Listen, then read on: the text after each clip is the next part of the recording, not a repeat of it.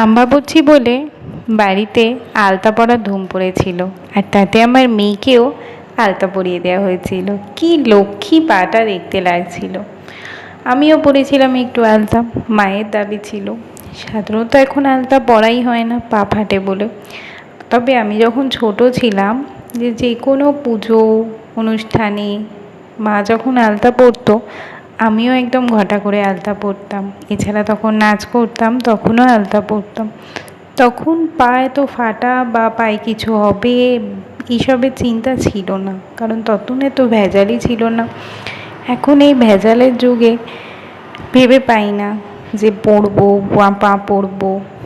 তো যাই হোক, বহুদিন বাদে আজকে আলতা পরতে বসেছিলাম। মা পরেছিল, তারপরে মেয়েকে পরিয়ে দিয়ে আমিও পরছিলাম।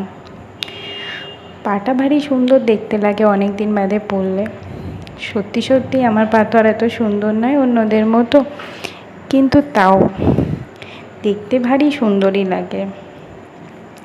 তোমরা কে কে আম্বাবুচিতে কী কী করো তা আমাকে নিচে কমেন্ট করে জানিও। আমাদের বাড়িতে এখানে বা আমাদের এদিকে সাধারণত যারা উইডো আছেন তারা আম্বাবুচি পালন করেন, আর ওই আম্বাবুচির সময় তারা ভাত খায় না, ফলাহার করে। আর আম্বাবুচি শেষে সবাইকে মিষ্টি দেয়। দেখো দুজনে পাটা কেমন।